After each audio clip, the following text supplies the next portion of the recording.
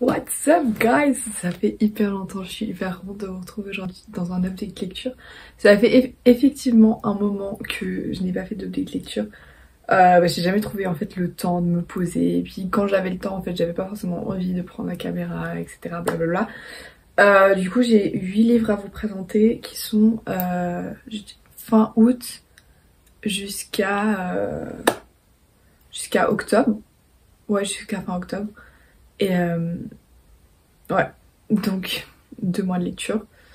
J'ai pas eu le temps vraiment beaucoup lire non plus parce que la reprise des cours, tout ça, vous connaissez, on a moins de temps, mais je vais vous présenter tout ça quand même. Donc c'est parti.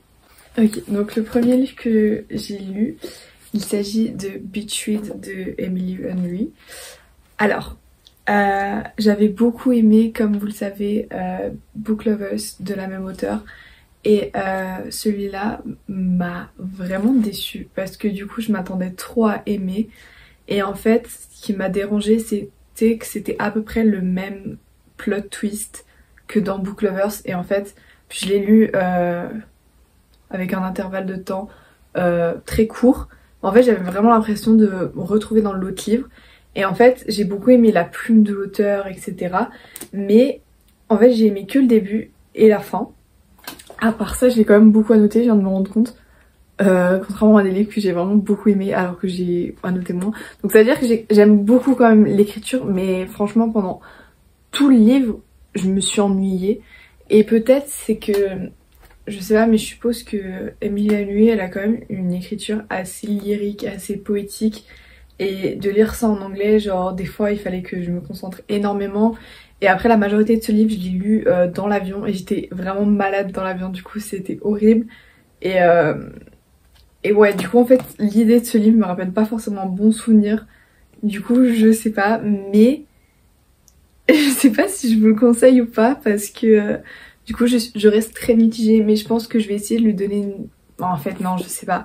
Je pense pas que je vais essayer de lui donner une deuxième chance, juste peut-être une deuxième chance à Emily Henry, ça c'est sûr, parce que j'avais beaucoup trop aimé Book Lovers. Je tiens à préciser, même si je pense que vous en doutez, puis ça fait un moment que j'ai lu ces livres, mon avis ne peut pas être constructif, puisque j'ai que des souvenirs de ces livres, et en l'occurrence celui-là j'en ai pas énormément de souvenirs, donc bon ça veut dire qu'il m'a pas marqué plus que ça. Même si genre là en le feuilletant etc, genre il y a quand même des moments où j'ai souri et tout, mais la plupart du temps vraiment je me faisais chier dans ce livre clairement. Du coup pour vous faire un petit résumé, mais si je pense que vous en avez entendu en long, en large et en travers, on va suivre January et Augustus qui sont les deux des écrivains, qui sont les deux un peu perdus par la vie, tout ça. Et en fait ils ont les deux le syndrome de la page blanche et du coup pour se motiver à écrire, ils vont décider de switch leur genre littéraire. Du coup elle écrit des romans d'amour et lui il écrit je sais plus ce qu'il écrit, il écrit genre un truc en mode de la fiction ou je sais plus trop quoi. Enfin lui il croit pas trop en mode tout ce qui est amour, enfin il trouve ça un peu ridicule. Et bref, voilà le plot twist. Peut-être que vous avez aimé, dites-moi en fait votre avis parce que j'ai l'impression que ce livre soit on aime, soit on n'aime pas. Le second livre que j'ai à présenter dans cette vidéo, il s'agit de Daisy Jones and the Six de Tyler Jenkins Reid. Et ce livre a été un vrai coup de cœur, j'ai vraiment adoré. Je pense que vous avez aussi entendu en parler pas mal. Du coup ici on va suivre Daisy Jones and the Six qui est un groupe de musique. Et on va suivre en fait un peu genre toute leur biographie, etc. Et en fait la manière dont est écrit le livre, c'est sous forme d'interview. Et ouais, et quand à la fin on comprend qui interviewe les personnages, j'étais là waouh, c'est une dinguerie. Vraiment, au début quand on m'a dit que c'était sous forme d'interview, je me suis dit ah c'est bizarre et tout. Mais vraiment je me suis grave attachée aux personnages, à leur histoire et vraiment c'était incroyable. Et aussi un autre truc qui est vraiment incroyable surtout chez cette autrice, c'est qu'en fait elle va grave vous faire croire que les personnages ils existent. Et quand en fait je me rappelais qu'en mode Daisy Jones and the Six c'était vraiment une fiction, que les personnages n'existaient pas, genre vraiment j'y croyais pas parce qu'elle a rendu tellement le truc réel. Et au début c'est écrit un peu en mode note de l'auteur, et en mode elle dit oui j'ai pu interviewer Daisy Jones and the Six, machin machin, et du coup tu crois que c'est vrai mais c'est faux, et genre bref c'est vraiment incroyable. J'ai hâte de lire d'autres livres d'elle, j'ai rien d'autre à dire et j'ai peur que mon avis tourne un peu en rond. Et ouais, et je l'ai lu en lecture commune avec Jupiter Reed, donc Pauline. Donc vraiment si tu passes par là, big up à toi, c'était très cool. Et ouais, c'était trop bien de le lire avec elle et puis de lui faire des updates, etc. Et j'ai beaucoup aimé parce qu'aussi je l'ai lu quand j'étais en vacances et ouais, genre je me souviens, j'ai fini le livre sur la plage et j'étais en mode non, ça va pas se finir comme ça. Genre j'avais envie de plus. Et même là à la fin, genre il y a toutes leurs chansons et genre moi j'étais là mais j'ai envie d'aller écouter leurs chansons, mais elles n'existent pas. Genre c'est si triste. Ensuite j'ai lu le second tome de The Inheritance Game, donc The Hearthstone Legacy. Waouh, cet accent. Figurez-vous que vous remarquez que je me suis un peu améliorée hein, avec mon accent, tout ça, tout ça. Donc j'ai beaucoup aimé ce second tome, même si en fait je l'ai lu à cheval entre la fin des vacances et la rentrée. Du coup ça m'a pris énormément de temps pour le lire parce que bah après j'étais dans la rentrée et tout et j'avais pas du tout le temps de lire et pas forcément l'envie, etc. Du coup j'étais plus dedans. En fait au début j'étais totalement dedans, et après j'étais vraiment plus du tout dedans. Mais j'ai quand même fini. Mais très honnêtement je me souviens même plus ce qui se passe. Donc il va falloir que je pense que soit je relirai avant de lire le troisième, ou soit genre je regarderai des résumés détaillés, ce que je pense que je vais faire parce que un peu la flemme de le relire. Mais je me souviens qu'il y avait grave des moments où en fait genre je suis tellement team Grayson que chaque fois que Grayson il disait un truc j'étais là en mode oh my god je l'aime trop et tout, et chaque fois que l'autre il disait un truc genre j'étais là ouais ta gueule, genre je sais pas si j'arrive à retrouver des notes que j'avais mis, mais ouais enfin chaque fois qu'il y avait Grayson je mettais plein de cœur et tout. Attends, genre là bref on voit rien, là j'ai mis un petit cœur, j'étais là that's why I love him. Bref très cringe mais incroyable, vraiment ce livre incroyable.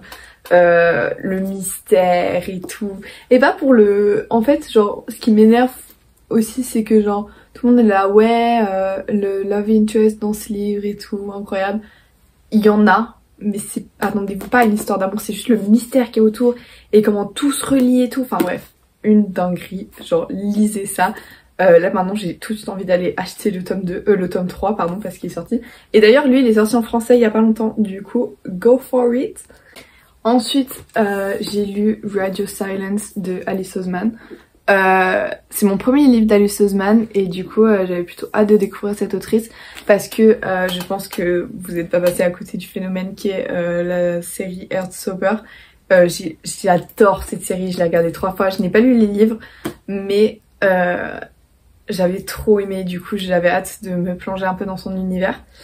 Et j'ai énormément apprécié cette lecture de par le fait que cette histoire raconte une histoire d'amitié. Et en fait je m'attendais pas du tout à ça, je pensais plus que ça allait être un truc en mode ouais une histoire d'amour, un truc comme ça. Et en fait j'ai trouvé ça extrêmement fort et en fait la manière dont Alice Oseman elle a de romantiser un peu la vie et tout ça, j'ai trouvé ça vraiment extrêmement beau et vraiment j'ai été prise par le livre. Et aussi bah les chapitres ils sont vraiment genre courts, où ils font genre 2-3 pages, genre vous voyez ils sont vraiment hyper courts, donc ça se lisait tout seul etc. Après j'ai eu 2-3 petits peines vers la fin, j'ai pas forcément compris le personnage mais j'avais l'impression que genre tout ce livre c'est vraiment genre une leçon de vie en mode genre c'est ok de des fois pas savoir ce qu'on ressent, de se sentir perdu etc. Par contre un truc qui m'a dérangé c'est que j'aurais voulu beaucoup plus de développement sur le personnage de Aled. parce que je sais pas, je trouvais qu'il était pas assez développé, qu'on voyait qu'il allait pas bien. Et moi j'aurais voulu plus de développement et surtout je me suis énormément reconnue en lui et je voulais savoir un peu genre comment il fait pour s'en sortir et du coup on sait pas. Du coup peut-être que il y aura un séquel ou j'en sais rien. Mais je vous ai pas dit en fait le plot twist du truc. Donc on va suivre Frances et qui est vraiment en mode l'intello de la classe, tout ça, elle a des bonnes notes, machin. Et elle a pas beaucoup d'amis, etc. Et en fait, elle a un blog sur les réseaux sociaux où en fait elle fait des fanarts de ses podcasts préférés qui est Radio Silence, je crois. Non, c'est Radio Universe, genre... Ouh là là là là, je sais pas, je sais vraiment toujours pas résumer les trucs, c'est n'importe quoi. Bref, du coup, elle est fan d'un truc qui est Radio Silence, genre c'est un podcast. Et en fait, genre, la personne qui fait justement les podcasts va la contacter en mode « Ah, est-ce que tu veux faire en mode les dessins de mon histoire ?» Parce qu'en fait, genre, c'est un podcast, mais en mode il raconte une histoire. Et du coup, voilà, ils vont devenir potes et puis il va se passer des choses. Mais vraiment extrêmement beau et puis je vous conseille vraiment. Genre vraiment, c'est un livre tout doudou, mais qui fait un peu mal. Genre, j'ai lu dans une période où j'étais vraiment extrêmement anxieuse. Du coup, il y avait plein de moments où genre vraiment ça me stressait de lire ce livre. Ou ouais, enfin... Parce que Frances, elle a aussi beaucoup un peu d'anxiété. Enfin, moi, je l'ai vécu comme de l'anxiété parce que je sais pas, peut-être que j'étais anxieuse, mais ouais. Du coup, faites quand même attention à vous et faites attention aux trigger warnings parce que il y a pas mal de scènes, surtout vers la fin, qui m'ont un peu choquée. Vraiment, j'étais en mode what the fuck. Ensuite, j'ai lu la trilogie de The Summer I Turned Pretty. Parce que j'avais acheté le pack. Je vais faire genre un avis global parce que sinon ça va être beaucoup trop long, même si je sais que je vais déjà commencer à parler et à m'émanciper là-dessus. Le tome 1, j'ai bien aimé, mais sans plus. C'est juste que c'était vraiment très différent de la série, parce que du coup j'ai regardé la série et c'est un peu pour ça que je voulais lire les livres. Et ouais, j'étais vraiment très mitigée, enfin je trouvais qu'il y avait plein de points problématiques dedans et ouais, je comprenais pas trop le délire. Le tome 2, j'étais grave à fond dedans au début, où vraiment j'ai trop aimé le début et tout. Enfin, en fait, le tome 2, c'est le meilleur, vraiment. Normalement, dans les trilogies, le tome 2, c'est le moins bon, mais là, je sais pas, j'étais trop à fond. Et du coup, j'ai beaucoup aimé. Par contre, la fin, what the fuck, genre vraiment, what the fuck. Et le troisième tome, vraiment mal. Alors, le troisième tome, c'est vraiment un wall what the fuck. Genre vraiment, tout le long du livre, j'étais là... mais pourquoi? Mais genre vraiment je comprenais pas. Mais c'était tellement addictif que je voulais tout le temps savoir la fin. Donc j'ai quand même fini. Je suis satisfaite par la fin évidemment. Mais en fait j'ai eu le doute vraiment jusqu'à la fin en mode avec qui elle va finir et tout. Et je crois que j'ai commencé à apprécier les triangles amoureux alors que normalement je trouve ça genre vraiment gamin. Et en fait justement j'ai lu ça pendant la période un peu scolaire. Et du coup vraiment ça c'était parfait. Parce que c'était pas une lecture prise de tête ou genre vraiment t'as besoin de réfléchir. La VO elle était ultra facile. C'était pas non plus un truc en mode ça aborde des sujets graves. Enfin oui il y a 2-3 en mode ça aborde des sujets graves mais c'est pas non plus en mode... Enfin le début du tome 2 pardon il est quand même genre assez triste. Mais j'ai par contre senti non plus les plus grandes émotions de ma vie. Bref, du coup je vous conseille de lire les livres si vous avez apprécié la série, si vous avez envie de découvrir les livres. Mais en mode ils sont pas nécessaires pour moi parce qu'en mode c'est sympa pour vous changer de la tête, les idées etc. Mais ouais. Et sachant qu'il y a aussi pas mal de trucs très misogynes dedans. Enfin moi personnellement ça va pas hyper déranger non plus mais... Genre faut avoir conscience que certains trucs sont vraiment problématiques ou... Ouais, et puis... comment elle s'appelle? Belly là, des fois elle avait des réflexions et j'étais en mode... Ok, d'accord Maros, mais t'inquiète. Parce que genre elle a vraiment genre zéro estime d'elle-même et du coup genre il y a pire beaucoup de moments où elle va être là ouais genre. Enfin elle va vraiment s'insulter et tout et genre j'étais là. Bref ça ouais j'étais pas très confortable. Mais voilà.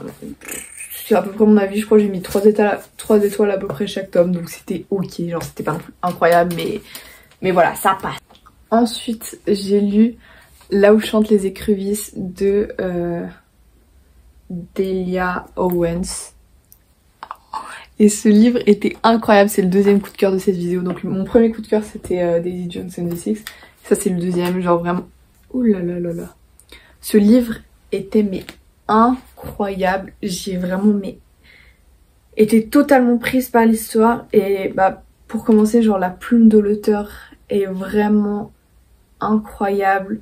Elle a une écriture qui est très lyrique, très poétique et j'ai vraiment mais énormément apprécié. En plus ça change un peu des lectures que j'avais l'habitude de lire et c'est vraiment ultra original. Donc on va suivre Kia qui en fait vit dans les marécages et en fait elle va être abandonnée par toute sa famille et en fait en parallèle on va suivre une enquête policière parce qu'il y a quelqu'un qui est mort et en fait tout le monde accuse Kia et voilà genre le découvrir en fait l'enfance de Kia plus les chapitres en mode du présent, enfin c'est pas du présent, c'est en mode quelques années plus tard, bah c'était ultra intriguant et j'avais tout le temps envie de savoir la suite et c'est genre vraiment c'était une safe place et puis du coup on va suivre Kia notamment dans ses relations amoureuses et ouais enfin c'était tellement bien écrit, c'était waouh et là vraiment parce que j'ai eu un peu une overdose de romance. Et là, des romances au sein des livres comme ça, où en mode, ça apporte un plus à l'histoire, mais c'est pas l'histoire en elle-même. Ça m'a vraiment plu, de la manière dont ça a été fait. Et voilà, je n'ai pas encore vu le film. Je sais pas si j'ai envie de voir le film. Parce que j'ai peur d'être déçue. Mais voilà. Et ma mère, elle m'a dit qu'elle voulait le lire. Du coup, j'ai très hâte qu'elle le lise. Et j'ai tellement aimé ce livre que j'hésite tellement à le réacheter en VO pour le relire, pour me donner une excuse de le relire. Parce que justement, puisque c'est une écriture assez poétique, etc., j'avais peur de pas comprendre en VO. Mais ouais, j'ai envie d'essayer et au pire, j'ai la traduction avec moi. Et ouais, enfin vraiment, j'ai pas vu les pages passer et tout. En fait, j'ai rien d'autre à dire à part que j'ai trop aimé. Lisez ce livre. Et il était extrêmement beau. La fin, je l'ai fini quand j'étais à l'aéroport et du coup, genre, je pense que si j'avais été seule, je pense que j'aurais chialé. Mais même là, genre, en fait, c'était tellement beau que ça devait se finir comme ça. Enfin bref, voilà. Ensuite, j'ai lu The Road Trip de Bess Ulrich. Je sais pas comment on dit son prénom, mais enfin son nom de famille. Mais voilà, du coup ici, on va suivre Adi et sa sœur qui sont dans la voiture pour aller au mariage d'une de leurs potes. Et en fait, elles vont rentrer dans une autre voiture. Et qui est dans cette autre voiture? L'ex de Adi. Mais qu'est-ce qu'il fout là ce type? Parce qu'ils vont aussi au mariage et il y a aussi le meilleur pote et un autre type un peu chelou, on sait pas qui c'est. Et bref, et du coup, c'est ça le plot twist et j'ai tout de suite adoré l'idée en mode genre qu'il y ait des ex qui se retrouvent et tout. Et ouais, enfin vraiment, j'étais là, ok ça m'intrigue, go for it, je vais l'acheter. Et du coup, j'ai trouvé ça ultra intéressant au début parce que justement, bah, on suit le crash de voiture et après, on suit aussi des moments dans le passé où on apprend comment ils se sont rencontrés, etc. Après, je suis vraiment mais ultra mitigée par ce livre parce que même si genre l'idée du livre et le plot twist du livre m'a vraiment énormément intriguée et genre je trouvais ça ultra bien, enfin genre c'était très original, bah ça m'a un peu dérangée parce que leur histoire d'amour, j'avais l'impression que c'était que du cul en fait, genre que c'était que de l'attirance. Et du coup ça m'a un peu dérangée, j'étais un peu en mode what the fuck. Et en fait, tout le livre un peu, il repose sur comment ils se sont quittés. Et du coup ça on apprend à la fin. Et en fait genre il se passe un truc qui est vraiment genre je trouve qui est assez grave. C'était pas forcément très dur à lire. Et en fait ça a été résolu ultra rapidement dans l'histoire. Même si...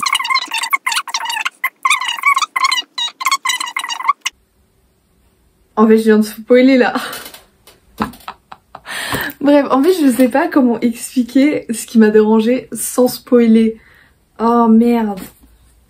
Mais bref, du coup, la fin, c'était trop précipité pour moi, genre c'était pas assez détaillé, et surtout qu'il arrive un truc vers la fin qui est assez grave, et puis que genre, moi j'aurais voulu plus de détails, que tu peux pas juste parler de ça comme ça. Mais après, l'auteur, en fait, elle a, je pense, mis ça à la fin pour avoir plus de suspense, etc. Mais en fait, le truc, c'est que tout au long du livre, j'étais frustrée. Parce qu'en fait, moi, je me suis dit, genre, si j'avais écrit ce livre, je l'aurais pas écrit comme ça. Et je voulais tellement reprendre l'idée, parce que je trouve l'idée hyper cool du livre, et l'écrire à ma manière.